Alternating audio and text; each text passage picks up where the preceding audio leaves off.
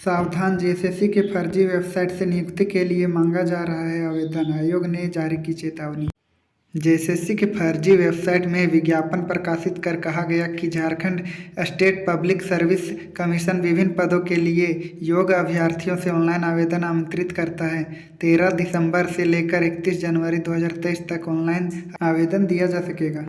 झारखंड में नौकरी के नाम पर अभ्यर्थियों को ठगा जा रहा है। साइबर अपराधी नियुक्ति के नाम पर फर्जी विज्ञापन प्रकाशित कर अभ्यर्थियों से ऑनलाइन आवेदन मांग रहे हैं, लेकिन किसी प्रकार की कानूनी कार्रवाई अब तक नहीं की गई है। झारखंड कर्मचारी चयन आयोग जेएसएससी के नाम पर एक वेबसाइट से 7656 विभिन्न पदों के लिए अभ्यर्थियों से ऑनलाइन आवेदन मांगा गया है। गुमला के रायडीह में 20 हाथियों का झुंड मचा रहा उत्पात, फसलों को रौंदा, कई घरों को तोड़ा। गुमला जिले के रायडीह प्रखंड में 20 हाथियों का झुंड घुसा, इसमें 3-4 बच्चा हाथी भी है। बीते 5 दिनों से रायडीह ब्लॉक के गांवों में ये हाथी घुस रहे हैं, गांव में उत्पात मचा रहे हैं, फसल बर्बाद कर रहे हैं, घर तोड़ रहे हैं। गांव के लोग डरे हुए। गुरुवार को ऊपर खटंगा पंचायत के सोपो गांव में 5वें दिन भी जंगली हाथियों का उत्पात लगातार जारी रहा। बुधवार रात्रि 20 जंगली हाथियों के झुंड 4 किसानों के घर ध्वस्त कर दिया। अन्य किसानों के खेत में लगे फसल, सब्जी, फूलगोभी, पत्ता गोभी, टमाटर, मटर, आलू और धान को गांज कर चट कर गया है। ग्रामीण दहशत में रात गुजार रहे हैं। एक ही परिवार के 3 भाइयों का घर ध्वस्त किया, जिसमें बेंजामिन तुर्की, निसरत तुर्की, जोसेफ तुर्की एवं अरुण मिंज हैं। वहीं दर्जनों किसानों के खेत में लगे फसल को नष्ट कर और चट कर दिया। गढ़वा में बच्चों का शिकार कर रहा तेंदुआ आदमखोर घोषित, हैदराबाद के शूटर अली खान को बुलाया गया। गढ़वा जिले के विभिन्न क्षेत्रों में बच्चों का शिकार कर रहे तेंदुओं को आधिकारिक रूप से आदमखोर घोषित किया गया। आदमखोर घोषित करने के बाद अब तेंदुओं को मारने के लिए शूटर बुलाई जा रही है। इसके लिए हैदराबाद के चर्चित जंगली जानवरों के शूटर नवाब शफकत अली खान से संपर्क किया गया। बताया गया कि 1 सप्ताह के अंदर वो गढ़वा आ सकते हैं।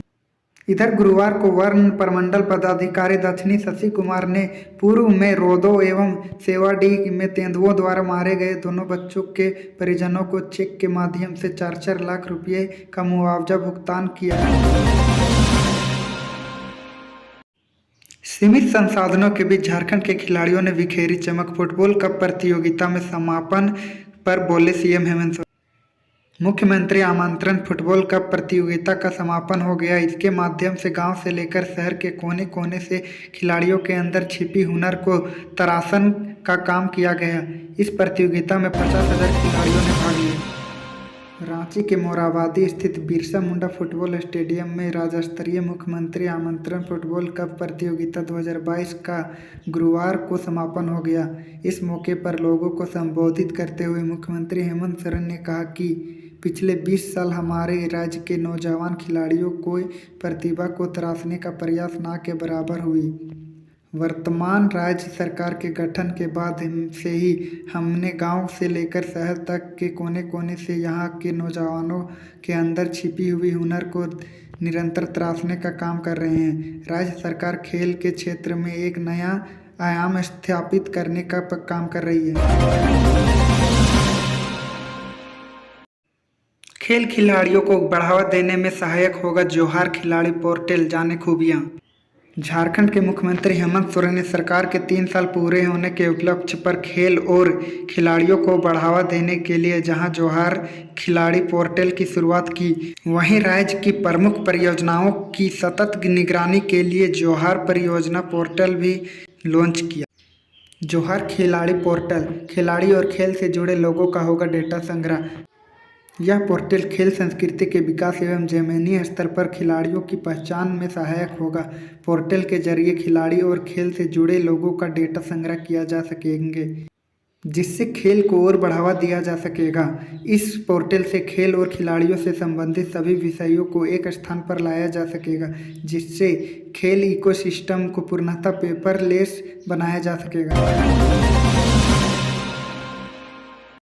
गिरिडीह बोकारो बॉर्डर के इटवा बेड़ा जंगल में इनामी नक्सली समर दा को पुलिस ने घेरा। गिरिडीह बोकारो बॉर्डर एरिया स्थित इटवा बेड़ा जंगल में इनामी नक्सली समरदा उर्फ अनमोल के पुलिस की घेराबंदी में फंस जाने की खबर है। सूत्रों के अनुसार इटवा बेड़ा जंगल में इनामी नक्सली पिछले एक सप्ताह से शरण लिए हुए हैं। इसकी सूचना सीआरपीएफ और जिला पुलिस को मिलने के बाद मंगलवार की रात से पुलिस ने घेराबंदी कर दी। पुलिस की घेराबंदी की सूचना मिलने के बाद माओवादी वहां से सुरक्षित निकलने की फिराक में परसनाथ जोन के इनामी सब जोनल कमांडर कृष्णा हांसदा उर्फ अविनाश का दास्ता लगा है। माओवादी समरदा उर्फ अनमोल अपनी मां झूमी देवी की मौत के बाद गाँव पहुंचा।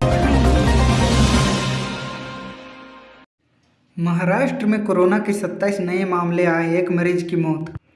महाराष्ट्र में बृहस्पतिवार को कोविड-19 के 27 नए मामले आने से संक्रमण के कुल मामले की संख्या बढ़कर 81,36,615 हो गई है।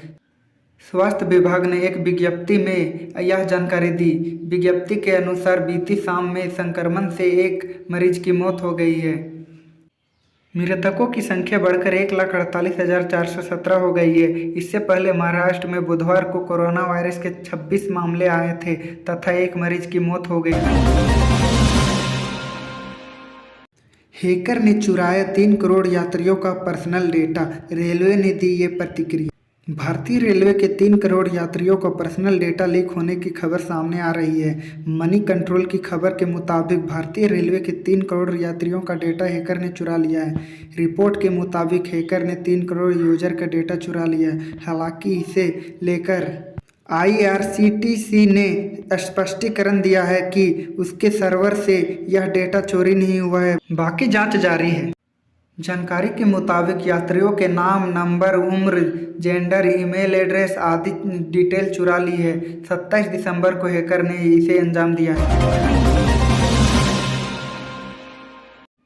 दूसरी तिमाही में चालू खाते का घाटा बढ़ाकर जीडीपी के 4.4% पर आरबीआई आंकड़ा। देश का चालू खाते का घाटा सितंबर 2022 में समाप्त चालू वित्त वर्ष की दूसरी तिमाही में बढ़कर सकल घरेलू उत्पाद का 4.4% हो गया। यह आंकड़ा इससे पहले अप्रैल-जून तिमाही में 2.2% था। हेमंत सोरेन ने सावित्रीबाई फुले किशोरी समृद्धि योजना का शुभारंभ किया। हेमंत सोरेन ने सावित्रीबाई फुले किशोरी समृद्धि योजना का शुभारंभ किया। इसके तहत 225 करोड़ रुपए की सहायता प्रदान की जा रही है। साथ ही 2 लाभुकों को राशि प्रदान की गई। दीपिका कच्छप को 5,000 रुपये दिया गया। 1 जनवरी 2023 को रांची में आसमान में छाए रहेंगे बादल। मौसम विभाग आईएमडी के वैज्ञानिकों ने बताया कि झारखंड में अगले 2 दिनों तक न्यूनतम तापमान में किसी बड़े बदलाव की संकेत नहीं है, लेकिन राजधानी रांची में 1 जनवरी 2023 यानी नए साल के दिन आसमान में बादल छाए रहेंगे। नए साल में न्यूनतम तापमान 2 से 3 डिग्री इजाफा हो सकता है। राज्य के पूर्वी भाग में 3 दिन के दौरान कहीं कहीं हल्के से मध्यम दर्जे का कोहरा छाया रहेगा। 2 जनवरी 2023 तक प्रदेश के किसी भी जिले में बारिश के कोई आसार नजर नहीं आ रहे हैं। इजरायल का प्रधानमंत्री बनने पर नेतन्याहू को पीएम मोदी ने बधाई दी।